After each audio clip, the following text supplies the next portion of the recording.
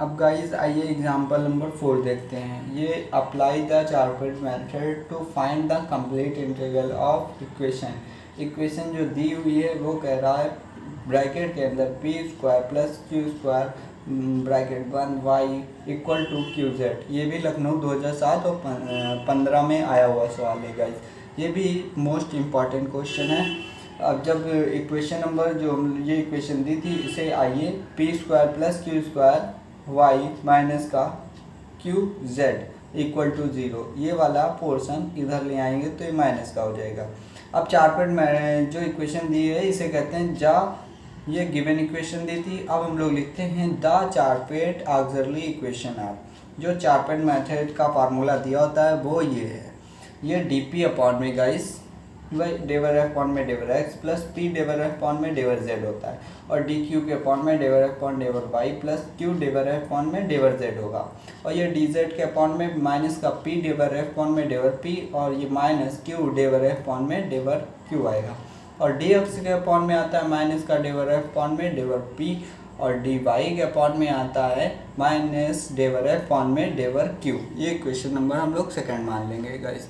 अब जब सेकंड मान लेंगे तो इक्वेशन नंबर जो हम लोगों ने फर्स्ट माना था इसका पार्शियली डिफ्रेंशिएट करेंगे एक्स वाई जेड पी और क्यू के रिस्पेक्ट में। जब करेंगे तो उसकी वैल्यू गाइस निकाल लेंगे। ये डेवर एफ पॉइंट डेवर एक्स की वैल्यू निकालेंगे 0 आएगी, डेवर एफ पॉइंट डेवर वाई की वैल्यू निकालेंगे तो P square plus Q square. ये हम लोग जो गाइस इक्वेशन नंबर फर्स्ट दिया था उसका पार्शियली डिफरेंशिएट करेंगे, एक बार x में, एक बार y में और एक बार z में, और फिर एक बार p और q में जब निकालेंगे फिर जो ये वैल्यू निकल के आएंगे इसे इक्वेशन नंबर 2 में पुट करेंगे। जब इक्वेशन नंबर 2 में पुट करेंगे गाइस तो ये आएगा डी पी अपॉन में माइनस का पी क्यू और equal to D Q upon में पी स्क्वायर आएगा equal to D Z upon में माइनस का 2p square Y minus 2q square Y plus Q Z आएगा। अब इक्वल में dx के अपॉन में माइनस का 2py और बराबर में dy के अपॉन में माइनस 2qy प्लस जेड। ये इक्वेशन नंबर थर्ड मान लेंगे। अब कोई भी हम लोग को, जैसे कि हम लोग मान लेते हैं फर्स्ट और सेकंड दो टर्म ले लेते हैं, consider first and second term we get. जब लेंगे तो ये यहाँ से पी पी कैंसिल आउट हो जाएगा, ये डी पी अपॉन में क्यू बचेगा, डी क्यू के अपॉन में पी बचेगा। अब पी वाला उधर भेजेंगे, माइनस का क्यू इधर आ जाएगा, और ये माइनस का क्यू जब इस साइड में गाइस ले आएंगे तो ये बचेगा P D P plus Q D Q equal to 0।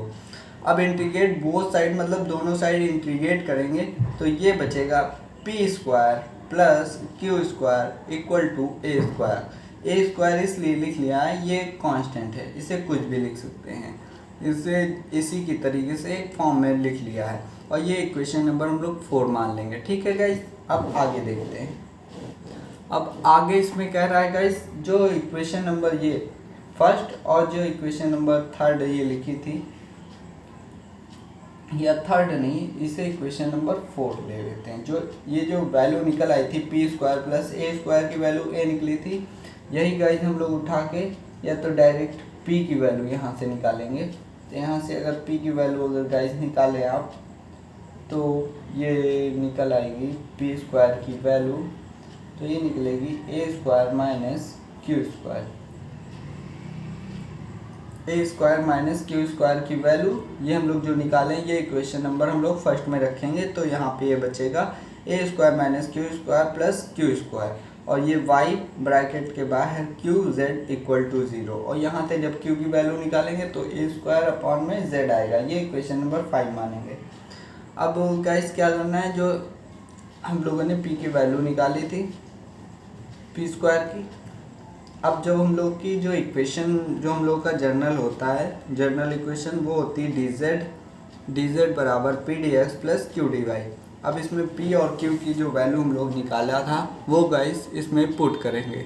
जब p और q की वैल्यू पुट करेंगे तो ये आएगा डी जेड बराबर अंडर रूट में a square minus q square d x plus a square y square upon में जेड डी वाई आ गया गाइस। अब इसमें क्या करना है, डी जेड बराबर में जो a अपॉन जेड और जेड स्क्वायर माइनस ए स्क्वायर वाई स्क्वायर और ये dx plus a square Y Z और dy। अब इसे और सॉल्व कर लेते हैं तो ये आएगा z dz माइनस ए स्क्वायर वाई और dz और इक्वल में a dx ऐसे ही रहने दें और ये अपॉन में जो ये वाला पार्ट था ये अपॉन में आ जाएगा गाइस और ये इसमें से z कॉमन लेके z की तरफ भेज देंगे और ये वाला पोर्शन इधर उतार लेंगे। ठीक है, अब अंडर रूट में आ जाएगा जेड स्क्वायर माइनस का a square upon into y square बराबर ए एक्स आएगा।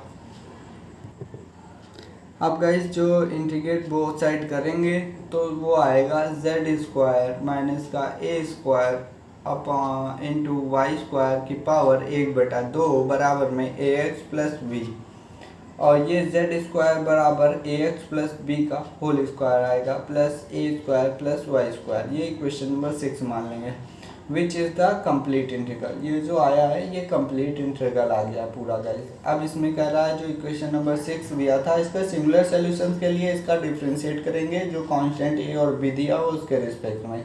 जब कांस्टेंट करेंगे तो इधर 0 आ जाएगा जेड का, ये बचेगा 2x प्लस ए एक्स प्लस बी और इसका जब करेंगे तो ये जब ए का करेंगे तो 2a और वाई स्क्वायर बचेगा।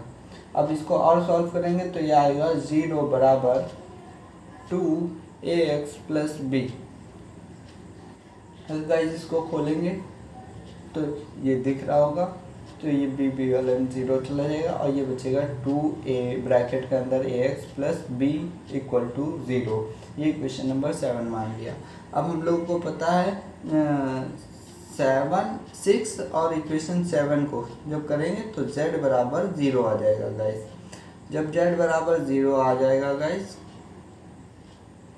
तब विच इज़ यही हम लोग का सिंगुलर सॉल्यूशन होगा। z बराबर 0 सिंगुलर सॉल्यूशन, लेकिन जनरल इंटीग्रल पुट b बराबर 5a इन इक्वेशन नंबर 6 जो 6 में इक्वेशन नंबर 6 जो निकली थी उसमें b बराबर 5 into a in the equation 6 में भी है। जब करेंगे तो z स्क्वायर बराबर 2ay प्लस 2 ब्रैकेट के अंदर ax प्लस 5a और ब्रैकेट बंद और दूसरा bracket ax plus 5 dash bracket a bracket बंद। ये इक्वेशन नंबर 8 होगा।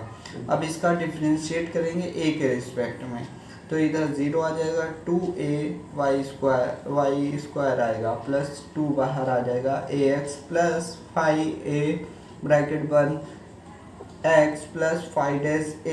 ये इक्वेशन नंबर 9 आएगा। अब हम लोग को कहना है जो as the general integral can be obtained by the eliminating a between equation number 7 and 8 से। जो इक्वेशन नंबर 7 जो निकला था यह तो डायरेक्ट इक्वेशन नंबर 8 और 9 से हम लोग देख सकते हैं। जो एलिमिनेटिंग ए के पार्ट करेंगे उसे एलिमिनेट करके वैल्यू निकल आएगी। यही हम लोग का आंसर है गाइस।